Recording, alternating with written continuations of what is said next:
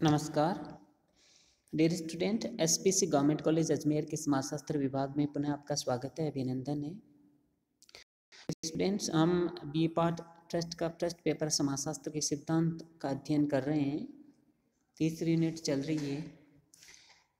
आज हम जो टॉपिक पढ़ने जा रहे हैं, जिस पर चर्चा करने जा रहे हैं, वह है सामाजिक प्रक्रिया। यह भी समाजशास्त्र की एक बुनियादी अवधारणा है। सामाजिक अंतर्क्रियाओं के जो विभिन्न स्वरूप होते हैं वो सब सामाजिक प्रक्रियाएं कहलाते हैं, जिनका अध्ययन आज हम इस टॉपिक में करेंगे।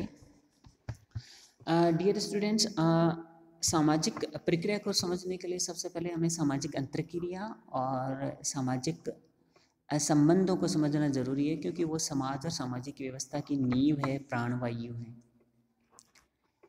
डियर स्टूडेंट्स, जैसा कि आप जानते हैं, जब दो या दो से अधिक व्यक्तियों या समूहों के बीच पारस्परिक रूप से प्रभावित करने वाली अर्थपूर्ण क्रिया होती है तो हमें उसे सामाजिक अंतर्क्रिया कहते हैं। यह सामाजिक अंतर्क्रिया व्यक्ति और व्यक्ति के बीच भी होती है, व्यक्ति और समूह के बीच भी होती है, और समूह समूह के बीच भी होती है। व्यक्ति और व्यक्ति के बीच सामाजिक अंतर्क्रिया के उदाहरण है, जैसे पति पत्नी के बीच बातचीत हो रही है, पिता पुत्र की बात हो रही है, माता पुत्र के बीच में हो रही है, मित्र मित्र के बीच में हो रही है, डॉक्टर मरीज के बीच में हो रही है, ग्राहक दुकानदार के बीच में हो रही है। ये व्यक्ति व्यक्ति के बीच अंतर्क्रिया का उदाहरण है। इसी तरह व्यक्ति समूह के बीच, जब कोई टीचर है पूरी कक्षा को पढ़ा रहा है, या एक व्यक्ति है पूरे परिवार से बात नहीं कर रहा है, या एक लीडर है जनता के एक समूह को संबोधित कर रहा है, तो ये व्यक्ति और समूह के बीच अंतर्क्रिया का उदाहरण है। इसी तरह समूह समूह के बीच भी अंतर्क्रिया होती है, जैसे किसी खेलकूद प्रतिस्पर्धा में दो टीमों के बीच आपस में बातचीत हो रही है, या दो राजनीतिक दलों के बीच में आपस में बातचीत हो रही है, तो ये सामाजिक अंतर्क्रिया के प्रकार हैं। किम्बाल यंग ने सामाजिक अंतर्क्रिया के ये 3 प्रकार बताए हैं: व्यक्ति व्यक्ति के बीच, व्यक्ति समूह के बीच और समूह समूह के बीच। डियर स्टूडेंट, सामाजिक अंतर्क्रिया में 2 चीज होती है, एक होता है आधारभूत दशाएं और दूसरा तत्व है। आधारभूत दशाओं का मतलब है कि सामाजिक अंतर्क्रिया होने के लिए 2 आधारभूत दशाएं होनी जरूरी है। पहला सामाजिक संपर्क और दूसरा उनके बीच में संचार। उनके बीच में सामाजिक संपर्क होना जरूरी है और बीच में संचार यानी कम्युनिकेशन होना जरूरी है। और 2 तत्व हैं, उत्तेजना स्टिमुलस और अनुक्रिया रेस्पॉन्स।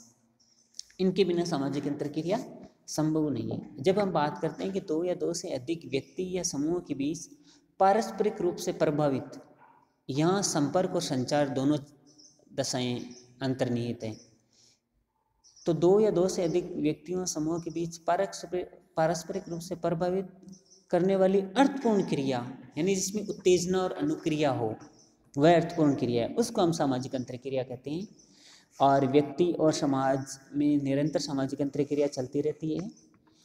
मैकाइवर पेज ने अपने पुस्तक सोसाइटी में कहा है, व्यक्ति और समाज सह अस्तित्व हैं, एक दूसरे के पूरक हैं और एक दूसरे को प्रभावित करते हैं। दोनों के बीच में अन्योन्याश्रित संबंध है, यानी दोनों एक दूसरे पर आश्रित रहे। व्यक्ति से मिलकर समाज बनता है, और समाज के अस्तित्व के कारण ही व्यक्तियों का अस्तित्व बना रहता है।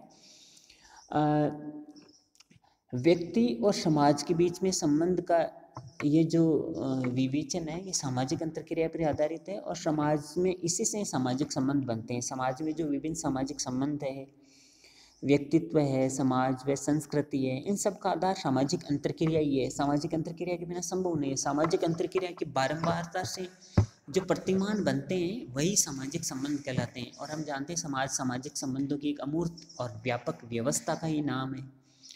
इस प्रकार हम देखते हैं कि सामाजिक अंतर्क्रिया, सामाजिक संबंध, ये सामाजिक संरचना, सामाजिक व्यवस्था, समाजशास्त्र की बुनियादी अवधारणा, नींव है, प्राणवायु है। यह सामाजिक अंतर्क्रिया की अवधारणा है। और गिलिन ने सामाजिक अंतर्क्रियाओं को 2 भागों में बांटा है। उनकी पुस्तक है कल्चरल सोशियोलॉजी। उन्होंने ये कहा है कि समाज में 2 प्रकार के संपर्क होते हैं, 2 प्रकार के संपर्क होते हैं। एक सकारात्मक संपर्क होता है, एक नकारात्मक संपर्क होता है। तो वो कहते हैं कि सकारात्मक संपर्क है वो सहयोगी अंतर्क्रिया को जन्म देता है, जैसे सहयोग है, आत्मसातकरण है। और नकारात्मक संपर्क वो असहयोगी सामाजिक अंतरक्रिया को जन्म देता है, जैसे प्रतिस्पर्धा है, संघर्ष है। तो सामाजिक अंतरक्रिया जो है इसके बहुत सारे अलग अलग स्वरूप हैं। इस सामाजिक अंतरक्रिया के स्वरूप को ही हम सामाजिक प्रक्रिया कहते हैं। सामाजिक प्रक्रिया की बुनियादी इकाई सामाजिक अंतरक्रिया है, और सामाजिक अंतरक्रिया के जो विभिन्न स्वरूप हैं जिनमें निरंतरता और निश्चितता होती है, जैसे सहयोग है, प्रतिस्पर्धा है, संघर्ष है, आत्मसातीकरण है, तो वो सामाजिक प्रक्रिया कहलाते हैं। और सामाजिक प्रक्रिया के विभिन्न स्वरूप हैं, उनमें दो प्रकार के मुख्य स्वरूप हैं। एक है सहयोगी एसोसिएटिव सामाजिक प्रक्रिया, दूसरी है असहयोगी डिसएसोसिएटिव सामाजिक प्रक्रिया। डियर स्टूडेंट्स, इसका तात्पर्य ये है कि सहयोगी सामाजिक प्रक्रिया हम उसे कहते हैं, यानी वे प्रक्रियाएं जो समाज में एकता और व्यवस्था संगठन बनाए रखती हैं, वो सहयोगी सामाजिक प्रक्रियाएं कहलाती है। एसोसिएटिव सोशल प्रोसेसेस कहलाती है, जैसे सहयोग है, सात्मीकरण है, एकीकरण है, व्यवस्थापन है, ये सब सहयोगी सामाजिक प्रक्रिया कहलाती है। और हमारे सिलेबस में इनमें से सहयोग है, जिसका हम आज के टॉपिक में पढ़ेंगे। दूसरी है असहयोगी सामाजिक प्रक्रियाएं, डिसएसोसिएटिव सोशल प्रोसेसेस। इसमें वे प्रक्रियाएं सामाजिक प्रक्रिया आती है जो सामाजिक एकता को बाधा पहुंचाकर समाज में विघटन लाती है, जैसे प्रतिस्पर्धा है, संघर्ष है। तो ये दो प्रकार की सामाजिक प्रक्रियाएं हैं जो जिनका समाजशास्त्र में हम अध्ययन करते हैं, समाजशास्त्र में जिनका महत्वपूर्ण स्थान है। आज जिस सामाजिक प्रक्रिया का हम अध्ययन करने जा रहे हैं वह एक सहयोगी सामाजिक प्रक्रिया है, सहयोग, कोऑपरेशन। डियर स्टूडेंट्स, इन सामाजिक प्रक्रियाओं का समाजशास्त्र पढ़ना एक विशिष्ट अर्थ होता है, उसी को हमें समझना है। ये हम पढ़ चुके हैं कि सामाजिक अंतरक्रिया के विभिन्न स्वरूप जिनमें निरंतरता निश्चितता होती है वही अंतरक्रिया सामाजिक प्रक्रिया कहलाती हैं, जैसे सहयोग है, प्रतिस्पर्धा है, संघर्ष है, सात्मीकरण है, व्यवस्थापन है, ये सब सामाजिक प्रक्रियाएं हैं। और सहयोग एक महत्वपूर्ण सामाजिक प्रक्रिया है जो समाज के लिए अत्यंत उपयोगी है, प्रकार्यात्मक है। सहयोग सामाजिक अंतरक्रिया का वह स्वरूप है जिसमें दो या दो से अधिक व्यक्ति या समूह एक समान उद्देश्य की प्राप्ति के लिए संगठित और सामूहिक रूप से प्रयत्न करते हैं।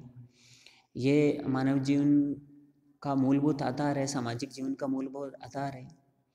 समाज के सदस्य में हम की भावना पाई जाती है, सामुदायिकता की भावना पाई जाती है, सामूहिकता की भावना होती है। वो आपस में इसी भावना के कारण एक दूसरे का सहयोग करते हैं, मिलजुल कर रहते हैं। तो सहयोग एक महत्वपूर्ण सामाजिक प्रक्रिया है जिसमें दो या दो से अधिक व्यक्ति या समूह एक समान उद्देश्य की प्राप्ति के लिए संगठित और सामूहिक रूप से प्रयत्न करते हैं। यह सहयोग जो सामाजिक प्रक्रिया इसकी परिभाषा है।